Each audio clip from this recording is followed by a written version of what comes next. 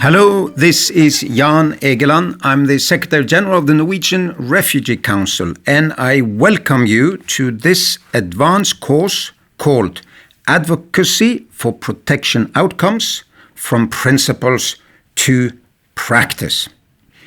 I have myself been obsessed for many years with how and why we keep failing to protect civilians, women, men, children in their hour of greatest need.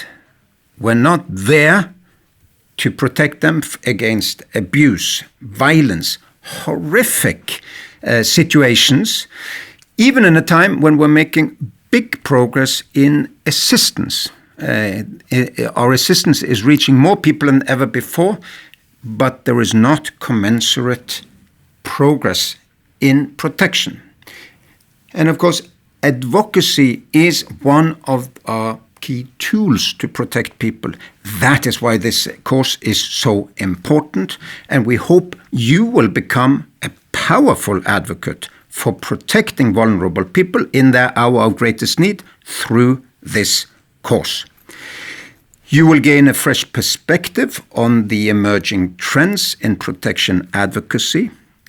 You will have enhanced your ability to apply tactics and tools to influence stakeholders, those who have power, those who have influence, those who have guns, so that they end the abuse and so that they hopefully start protecting civilians instead. Now, this is a product coming out of ProCap, the Interagency Protection Standby Capacity Project that was established in 2005 when I was the UN Under-Secretary General for Humanitarian Affairs, and I remember how important it was for us to strengthen capacity and leadership to ensure that protection is central to humanitarian action. Since then, we've seen that the continued investment is needed to advance the protection of civilians, so the project deploys senior advisors as independent interagency resources in support of resident humanitarian coordinators and humanitarian country teams. This support to coordinate advocacy efforts to promote respect for international humanitarian law and human rights law by all parties is of vital importance to all of us. Our advocacy should be direct, courageous, effective. That is not easy. We advocate for changes in policies, in practices, and attitudes, so there is positive change in the lives of the people we serve. It is our duty to amplify the views and the concerns of the people we serve. So we do it on behalf of them, with them, for them, with their messages. We advocate for the rights of theirs to be upheld, for them to receive access to aid and protection, and for the removal of all of the barriers to self-reliance and lasting and durable solutions. In my 40 years of humanitarian work, I have been trying to advocate many times for people in great need of protection.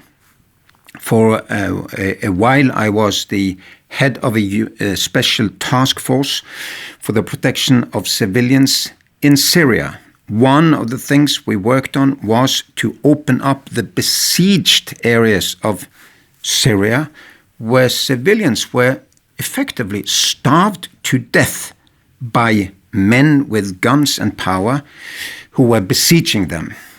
Our tactics was very clear. We bluntly told the world in press conferences in Geneva what the situation was, how people were starving, and who were responsible in doing the besiegement.